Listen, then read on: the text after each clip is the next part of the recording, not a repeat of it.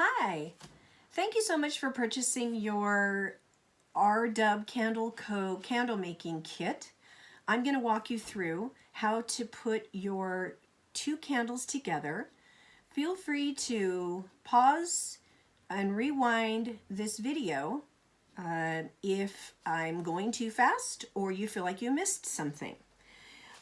You have hopefully by now become familiar with all the contents of your kit. You have your jars, you have your two wicks, your lids, your warning stickers, your wick tabs, your wick holder, your fragrance, and your customizable label, and your 2 bags of wax. The first thing you want to do is take the lids off of your jars, and you're going to take your wick tab and attach it to your wick. This is all very easy, it's very simple, and remember, you also have the paper version of these instructions to lean on if this is not a good way for you to learn. So you're going to remove the wick tab from your backing paper, and you're going to stick it right to the bottom of your wick. Some wick tabs are smaller. They may not all be this exact size, so it's okay if your wick tabs in your kit were smaller. They're going to work exactly the same. So now you have your wick tab affixed to your wick, and we're going to put it in the jar. So to do that, you're going to remove the little tab at the bottom, and now this side is sticky as well. And you're just going to take it and stick it to the middle of the bottom of the jar, just like that. So you want to push it down because you want to make sure it's extra stuck, and that one's really stuck. You're going to take your wick clip. It looks like a clothespin.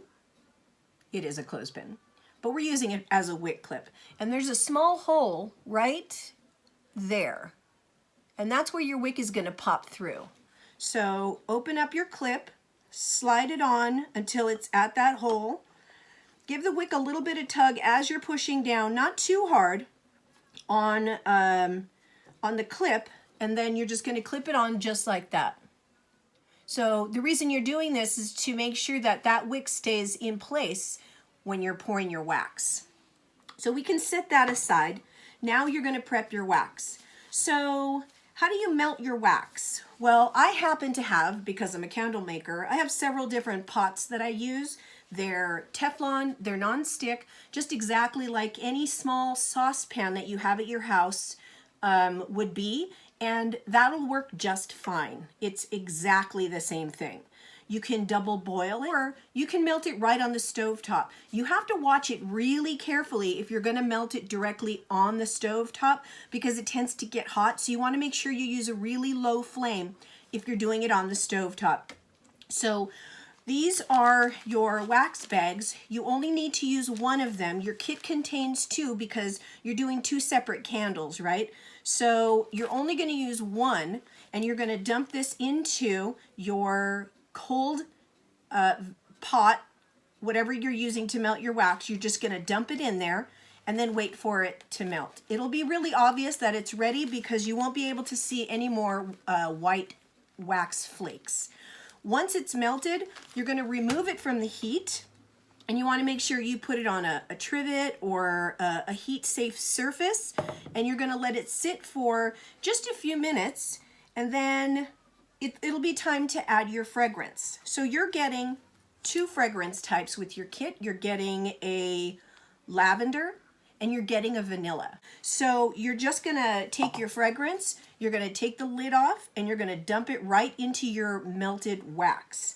As soon as you do that, you want to take something that will not introduce air into your melted wax. So don't use a spoon. Use something solid that doesn't have any lips or edges on it. And then you want to stir it for 3 whole minutes. This process binds the fragrance to the wax. And you can tell as soon as you dump that fragrance in the wax, if you look into the pot, you'll see how it's kind of separated the way oil and water separates. And so if you stir it for 3 minutes, that'll really help it to bind. So your wax is ready. You're going to take your wax and you're going to pour it into your container. There's a line on the jar, and it's this one right here. This is where you want to pour your wax to, because you always want to allow for your wick. So make sure you have enough room for your wick. If your bag has enough wax, you can go a little bit higher, as long as visually you can see that your wick will be able to be no higher than the top lip.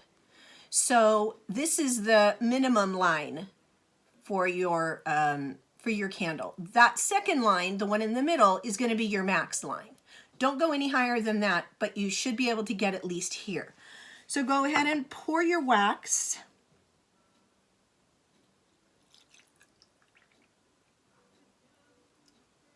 And you're going to just let that sit. It'll take about probably 10 minutes until you'll notice that it's not cloudy anymore, and that you can actually pick it up and move it. Ideally, I'd like you to let it sit for an hour, because after an hour you'll be able to take the wick clip off, trim your wick, and then you can actually handle your candle. You're going to flip it over and you're going to take your warning stickers and you're going to apply a warning sticker to the bottom of the candle. This is really important information. You want to make sure that you're very, very careful whenever burning your candles. You want to burn your candle for 2 hours if possible. That'll give you a beautiful melt pool to the edge, and that's when your fragrance really starts to come out. But you don't want to burn it for longer than 4 hours, because then it just becomes too hot and you're burning away all your fragrance. So at least 2 hours, but no more than 4. This is a sticker, and you can take the backing off or not, but you can decorate the lid. You can decorate the top of this, put anything you want to on it, and then you're going to place this lid onto the top of the jar, and then you can put this right on top, and this ring slips right over the top of the jar. And there you have it, your very own homemade customized candle. Thank you so much for watching, and remember to visit rdubcandleco.com and rdub on Facebook and Instagram. Happy making!